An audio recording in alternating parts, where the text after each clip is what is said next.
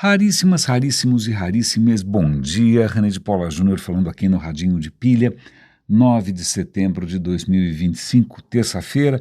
Esse vai ser um episódio um pouco diferente, talvez, porque ao invés de me debruçar aqui sobre 5, 6, 7 conteúdos diferentes que eu acho que podem de alguma maneira estar conectados ou podem de alguma maneira interessar a vocês, eu vou tentar enunciar aqui uma coisa que eu acho que me ajuda a entender algumas coisas muito difíceis, né, de processar e que podem ser úteis, quem sabe, para vocês, né, diante de vários fenômenos que acontecem. O que eu quero tentar colocar aqui é essa incrível capacidade ou essa tendência humana a formar cultos. E da onde que eu estou? Nem vou começar por nada religioso, mas eu vou começar por uma coisa messiânica. Há uns, 14 anos atrás, eu acabei conseguindo uma bolsa para estudar na Singularity University, que tinha acabado de surgir a Singularity. De University não tem nada, porque afinal é um lugarzinho só, não é que tem um campus gigantesco com inúmeras disciplinas, não, é uma escola, não é?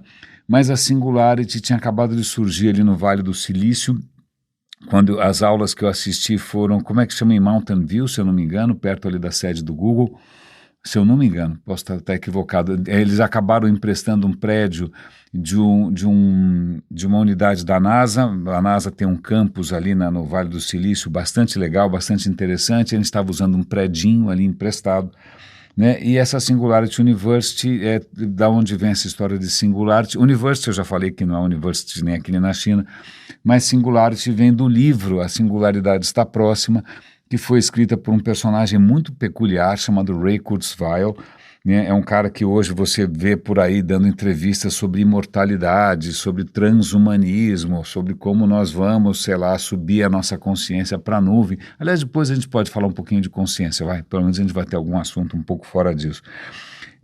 E ele escreveu um livro que eu comprei o livro, comecei a ler, comecei a não gostar, comecei a achar esquisito, né? Eu achei que ele estava forçando um pouco a mão. O Ray Kurzweil é um cara que fez muito dinheiro nos primórdios ali, até um pouco antes mesmo da internet, se eu não me engano, né? Um cara muito inteligente. Ele fez muito dinheiro com umas tecnologias que convertiam texto áudio em texto, se eu não me engano.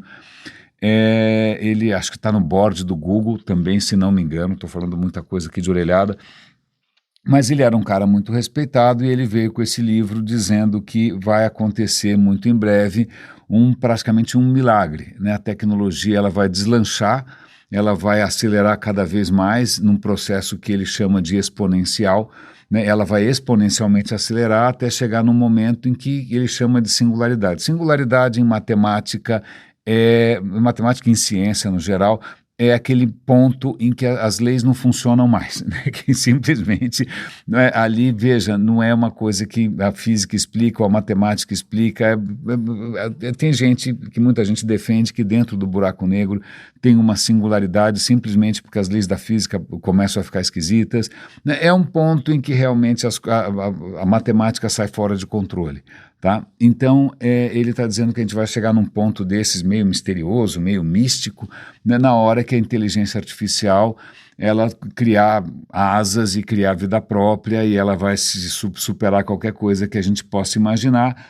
E, segundo ele, esse é um momento em que todos os problemas do mundo vão estar resolvidos, a gente vai curar todas as doenças, a gente vai resolver o problema da fome, a gente vai poder viver para sempre, né? Uma visão que a gente já comentou aqui no Radinho, que a gente poderia chamar de teleológica. Teleológica é toda explicação em que o que está acontecendo você pode explicar não necessariamente pela causa, por onde começou, por um encadeamento de efeitos causais, mas você explica pelo fim. Por exemplo, a religião cristã, ou a religião, acho que judaica, eu também não sou um grande especialista, mas tudo se explica pelo paraíso, tudo se explica pelo juízo final, tudo se explica porque no final a sua alma vai para algum outro lugar que eu não sei o que é. Então, a explicação para tudo é o fim, né, o fim explica tudo. Né? Aristóteles tinha uma visão da física, do mundo também que era teleológica, né, que não é assim que funciona, mas tudo bem. Mas a visão do nosso amigo Ray Kurzweil é teleológica, ela se explica pelo fim, ela acha que a gente vai chegar nesse momento magnífico em que seremos todos imortais.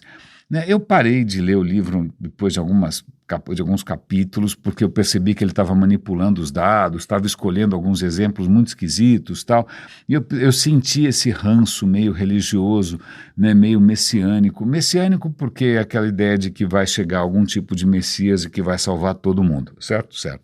Que não é, obviamente, o monopólio do cristianismo, várias coisas são messiânicas, não é?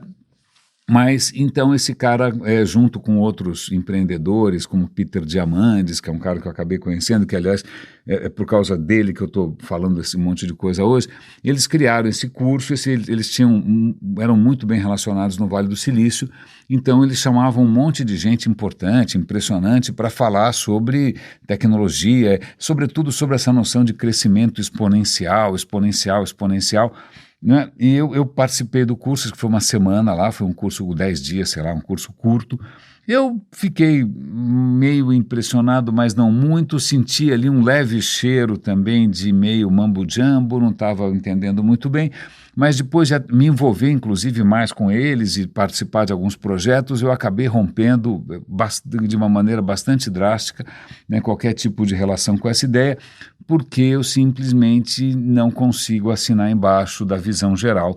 Eu não acho que a tecnologia vai salvar a gente de nada, eles não têm nenhuma visão moral de nada, eles não têm nenhuma visão humana de nada, é só um bando de gente fascinada pela tecnologia, achando que a gente vai ser salvo automaticamente. Não é? E descobriram também que isso vende bastante, isso é uma máquina de fazer dinheiro, porque você chama um monte de executivos que normalmente estão ali achando que estão perdendo o bonde da história, que estão perdendo o bonde da tal da inovação disruptiva, então os caras pagam uma fortuna, fazem um curso com gente muito carismática, e eles são realmente muito carismáticos. O Peter Diamandis, você compra qualquer coisa que ele estiver vendendo, ele realmente é um bom vendedor, não é? E saem ali achando que tudo vai se resolver sozinho, não é? E isso funciona bastante bem, e eu acho que isso virou um culto, né, com várias igrejas, o culto da Singularity está aqui no Brasil, eu acho que eles têm tem aqui uma filial brasileira da Singularity, eu conheço algumas das pessoas envolvidas, mas eu acho que isso é um culto, é uma seita, porque em 15 anos de existência, desculpa, eu não vi eles fazendo nada exponencial e não vi eles fazendo nada que está salvando o mundo, e eu não consigo entender. Não é? E eu vou colocar essa questão do culto porque ajuda a entender muita coisa. Né, ajuda a entender desde militâncias de esquerda ou de direita, né, por que gente vai ouvir o pastor Malafaia, mesmo depois de já ter vazado um monte de gravação mostrando que o cara é um absoluto canalha, né, e um impostor, mas as pessoas continuam seguindo. Por que as pessoas vão continuar defendendo o Bolsonaro na Paulista com a bandeira americana, embora esteja na cara que o cara é um covarde, um completo maníaco, né? O que leva a nossa espécie a se organizar de uma maneira tão cerrada, né, em torno de alguma coisa que muitas vezes não para em pé. Isso é um fenômeno que não tem, explica a torcida de futebol, explica ideologias, explica a Singularity, explica um monte de coisas, explica desde, sei lá, linhas mais entusiasmadas de defensores da metodologia ágil, tudo vira igrejinha, tudo vira culto, e aí, obviamente, uma coisa que é comum a qualquer tipo de culto é que ele se baseia num tipo de relação ali, que é a relação da fé. Fé significa que você demonstra a sua lealdade acima de qualquer coisa. Sua lealdade, ela é resistente a qualquer tipo de ataque. Quanto maior for o desafio de você mostrar a sua lealdade, mais a sua lealdade tem valor, né? Então, quanto mais absurdo for você continuar acendendo vela ali para aquele tema, para aquele assunto, para aquele time, para aquele político, para aquele, seja lá o que for, para aquela tecnologia, mais você tem valor porque você está demonstrando o seu compromisso, né? A sua lealdade, a sua fé. Isso funciona dentro da academia de ginástica, dentro da academia de polícia, dentro da academia universitária. Isso funciona em absolutamente qualquer lugar, né? A gente tem essa capacidade ou essa tendência a, de repente, se associar em termos de alguma coisa qualquer, uma bandeira, um nome, né, um símbolo, não é? E aí, para você manifestar que você realmente merece fazer parte daquele grupo, né? Aquele grupo você vai defender até a morte e você vai manifestar ali o quanto você é um exemplo para todo mundo, simplesmente reforçando ou professando aquela crença, apesar de todas as evidências em contrário. Isso funciona sempre. Isso, e eu não sei aparentemente algumas pessoas são mais frágeis, são mais vulneráveis a isso, né? Elas vão se sentir engrandecidas, elas vão se sentir empoderadas, elas vão se sentir com mais certeza, né? Elas vão ter menos ansiedade, né? Elas vão ter mais coragem, elas vão ter mais resiliência na hora em que simplesmente elas se sentem fazendo uma parte nobre, né, de um grupo que obviamente é um único grupo correto versus o resto que está absolutamente errado. Isso explica tanta coisa. Isso explica por que a gente forma panelas, isso explica por que a gente forma times, isso explica porque mesmo ciência muitas vezes apanha, porque de repente pode ter algum culto qualquer, né, ou alguma linha de pensamento que de repente resiste a qualquer evidência, seja a teoria das cordas, seja o que você quiser, né?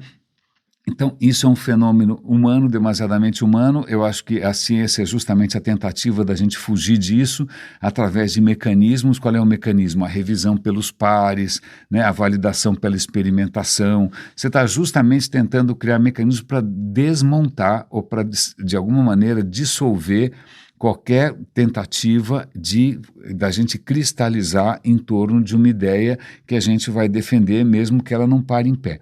Então, essa história de culto, eu estou com essa história na cabeça, estou falando sem parar aqui, até de uma maneira um pouco mais empolgada que o normal, é porque me veio à cabeça porque a Sabine Rosenfelder, que eu admiro, né, uma iconoclasta, por assim dizer, né, eu acabei de assistir um outro vídeo dela em que uma instituição bastante respeitada nos Estados Unidos publicou um paper dizendo que, olha, finalmente conseguimos comprovar alguma coisa que é realmente aleatória, então Einstein finalmente estava errado, e ela simplesmente não estava nem aí para quem falou aquilo tudo, ela achou pontos fracos na lógica, e aí dane-se, se a lógica está equivocada, né, se o argumento não para em pé, você pode ser quem você quiser, mas aquilo é uma bobagem, e ela tem todo o direito de contestar. Certo? Certo. Contestar é justamente uma coisa que não é possível no mundo messiânico, no mundo do culto, né? Quem contesta é um herege, e um herege obviamente merece ser queimado na fogueira, né? Não importa se é um herege político, ideológico, se o cara está falando mal do Java, ou se o cara está falando mal do Ruby, ou se o cara está falando mal de Mac ou de PC, tanto faz, né? É a mesma lógica que funciona. Mas aí teve um outro vídeo dela em que ela tenta fazer um resumo de como os economistas e outros especialistas e gurus, né, veem o futuro da inteligência artificial.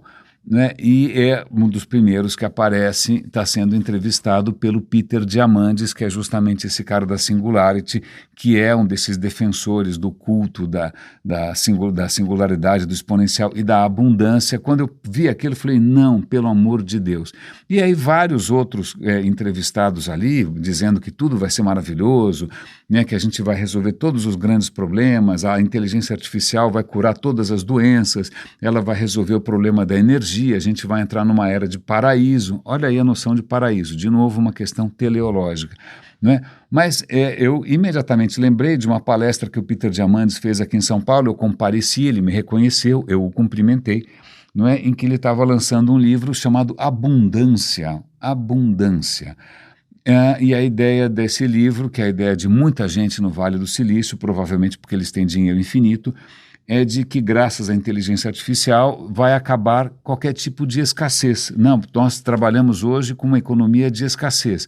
Os recursos são escassos, o dinheiro é escasso, a comida é escassa, a moradia é escassa, não é? Tudo na base da escassez. Por isso que as coisas têm valor, porque elas são escassas. Mas, segundo eles, a gente, graças à tecnologia salvadora, nós vamos entrar num momento de absoluta abundância e todos os problemas vão estar resolvidos. Eu me lembro que eu estava ali na plateia e felizmente, alguém fez a pergunta antes de mim, né, e perguntou assim, olha, você está falando em abundância e tal, mas desculpa, você mora na Califórnia, a Califórnia está queimando por causa das mudanças climáticas, não é? E aí eu não lembro muito bem qual foi a resposta dele. Ele é um daqueles caras que acha que você não tem que ler jornal, porque jornal tem um viés muito negativo, que jornais eles ganham justamente com pessimismo, que você tem que ser um otimista, blá, blá, blá, blá, blá, blá, blá. Eu acabei, como alguém já tinha feito alguma pergunta, cutucando alguns pontos fracos dessa noção, por exemplo, o ponto de que a Terra não tem recursos infinitos, certo? Alguém já disse que qualquer um que pense em crescimento exponencial num planeta com recursos finitos, porque exponencial significa que não para nunca mais de crescer, mas espera lá, a Terra é uma só. Né? A Terra é uma só, a não ser que você queira minar asteroides, mas também asteroides não são infinitos, nada é infinito, né? Em algum momento a casa cai. E já está caindo, né? A gente percebe que as reservas de água estão comprometidas no mundo todo, você está tendo alterações climáticas que vão afetar justamente a abundância de alimentos, a coisa não está favorável, né? Você precisa ter muita fé para realmente acreditar nessa salvação por um Messias iluminado, né, da inteligência artificial. Então, eu acabei fazendo outra pergunta para o Peter Diamandis, já que alguém já tinha tocado nesse calcanhar de Aquiles da ideia de abundância. Eu falei, olha, Peter, me conta uma coisa, você está falando desses recursos maravilhosos, a questão é, como que você garante que esses recursos que vão estar disponíveis para todo mundo sejam usados para o bem e não para o mal?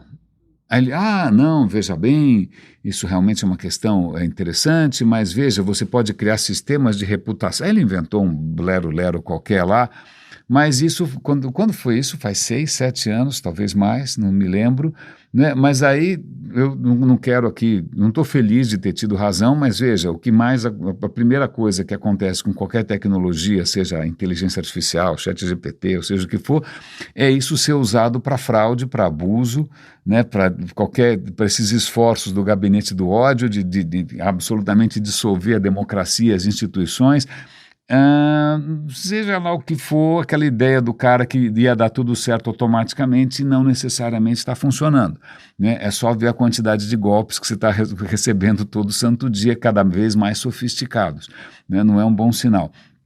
Mas então, voltando aqui para essa questão do vídeo da Sabine, ela chama um pouco a atenção para esse excessivo otimismo e eu vou aqui de novo insistir nessa noção de culto, né? Nessa ideia de que você tem algum tipo de força salvadora, milagrosa, né? Que vai contrariar todas as leis da física, da economia, da sociologia, da história, da antropologia, da gastronomia, né? Da culinária, tanto faz, não é? Porque, vejam bem, de novo, o planeta não tem recursos infinitos.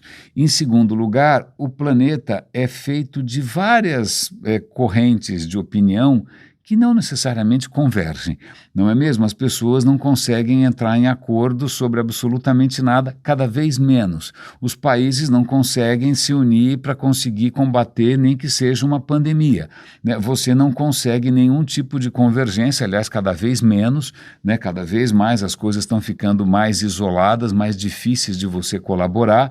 Então, quem disse que a gente vai conseguir todo mundo embarcar num caminho juntos, abraçados, num caminho da salvação? Não necessariamente, né? A gente tem inúmeros exemplos aqui de tecnologias que a gente achava que fossem miraculosas, que pudessem reverter a pobreza, que pudessem salvar o mundo, né? Tem aquele projeto do laptop, um laptop por criança do Negroponte do MIT, que foi um fiasco, né? O cara achou que se ele fizesse um laptop popular para ser distribuído nas escolas do terceiro mundo ia progredir exponencialmente. Não foi bem isso que aconteceu, né? Não era bem isso que estava faltando faltando para as crianças, eram outras coisas, né? Então, muitas vezes o problema não é necessariamente a tecnologia em si. O problema muitas vezes é social, o problema muitas vezes é político, o problema pode ser educacional.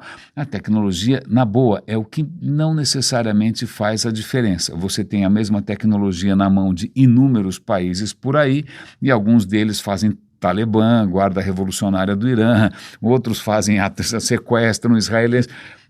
Então, o que eu vejo, a minha modesta contribuição para esse vídeo da Sabine, né, de questionar esse sonho dourado de que a tecnologia vai decolar como um foguete exponencialmente, é que simplesmente a realidade é complexa, né? A realidade tem recursos finitos materiais, recursos finitos econômicos, e tem um outro recurso finito que é tempo.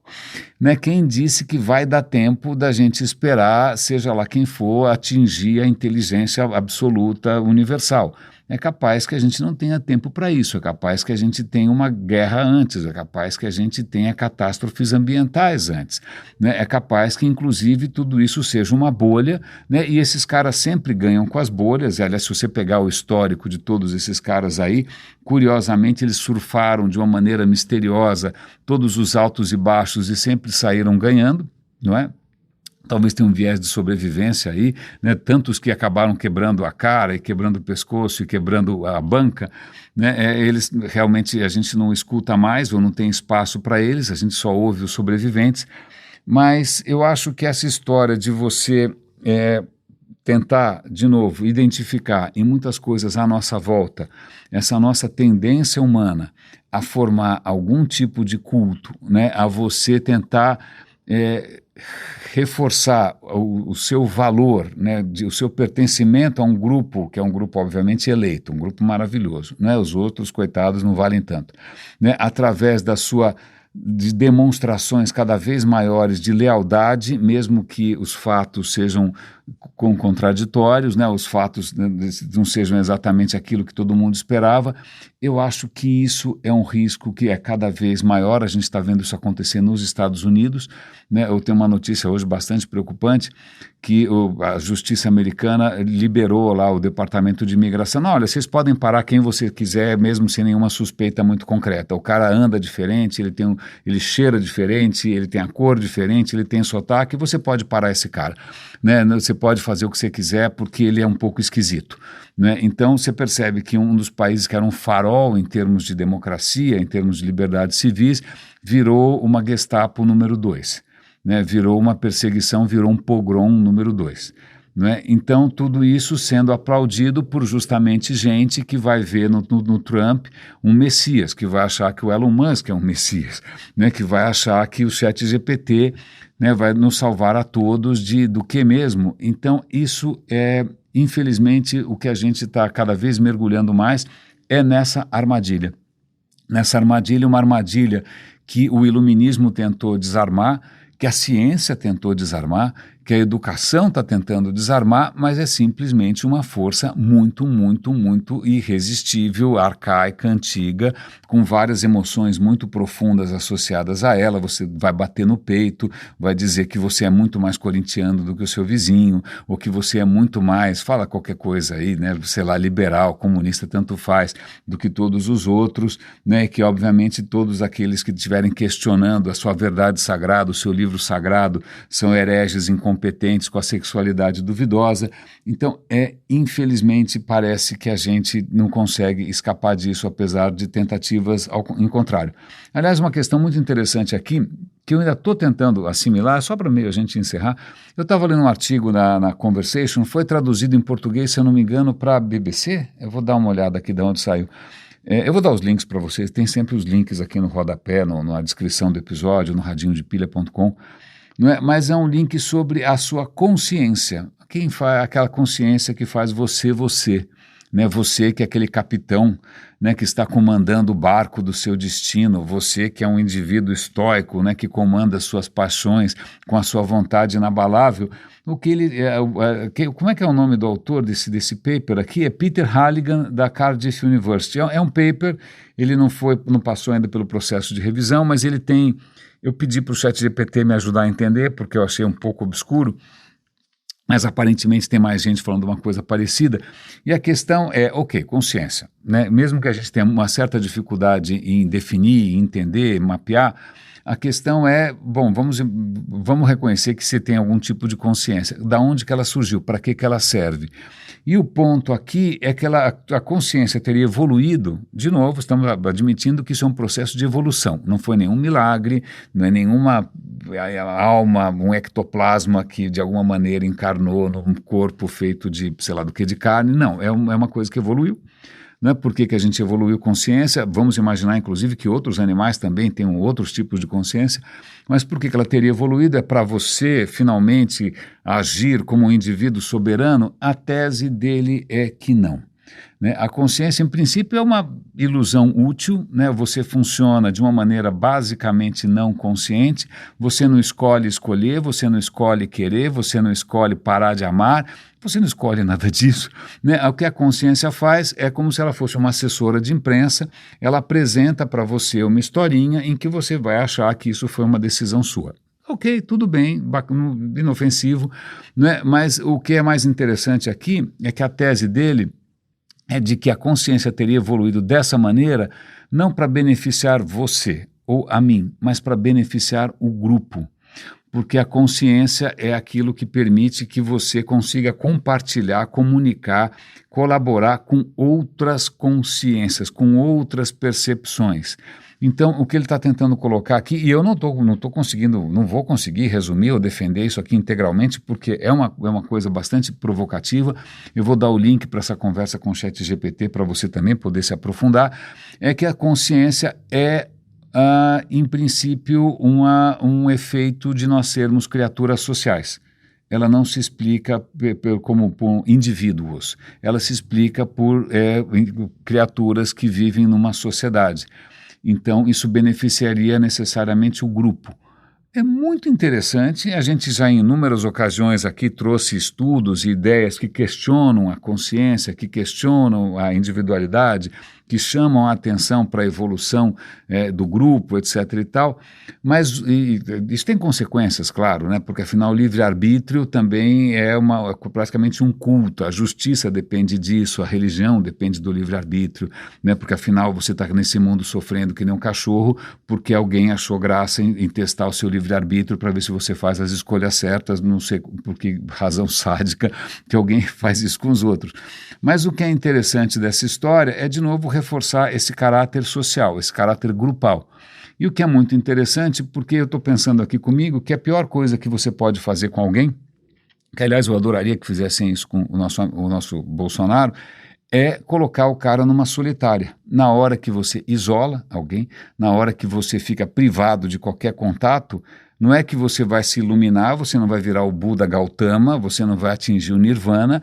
Se você estiver absolutamente isolado, você perde o juízo. Né? Em pouco tempo você sofre, perde o juízo, perde completamente a razão.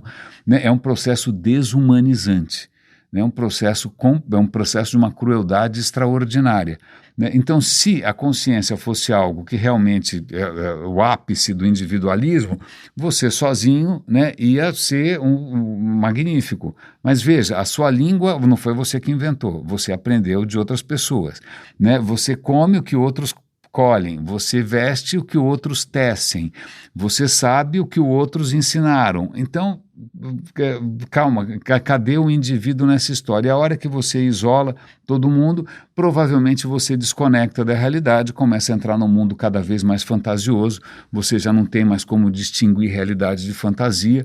Né? Aliás, eu acho que eu já comentei isso, caso vocês vão à Grécia, visitem por favor, a ilha, se eu não me engano, chama Patmos, eu não tenho certeza, mas tem uma ilha onde como é que chama o cara que escreveu o Apocalipse? O Apocalipse é Jô? Como é que chama? Eu nunca sei o evangelista que escreveu o Apocalipse, que é um completo delírio febril, né, uma coisa completa de alguém que provavelmente está à beira da morte, delirando, não é? E que infelizmente é aquilo que norteia muitas das crenças dos evangélicos para inclusive achar que o fim do mundo é uma coisa desejável, porque afinal isso vai precipitar a segunda vinda de Cristo. Perdão, acabei tendo acesso de tosse aqui.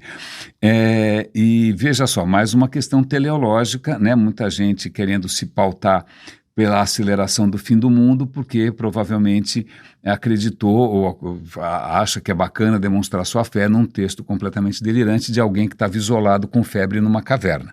Não é? Se ele tivesse escrito isso com várias pessoas debatendo e aí chegado àquela conclusão, eu talvez pudesse levar a sério. Mas se o cara fez tudo aquilo sozinho, com visões, né, eu não consigo, mas de qualquer maneira é isso que infelizmente parece estar pautando muito desses cultos hoje, o culto no progresso infinito ou o culto no dane-se, o aquecimento global, porque isso é um sinal que foi previsto pelo livro do Apocalipse, isso é o sinal que vai ter o Armagedon e depois eu vou ser salvo e o resto dane-se. Raríssimos e raríssimos esse episódio, ok, um pouco estranho, mas espero que isso tenha pelo menos te dado aí mais uma chavinha para você abrir algumas portas, né, mais digamos assim, uma ferramenta para você analisar algumas coisas muito fortes à nossa volta. Cuidem-se, por favor, um grande abraço e até amanhã.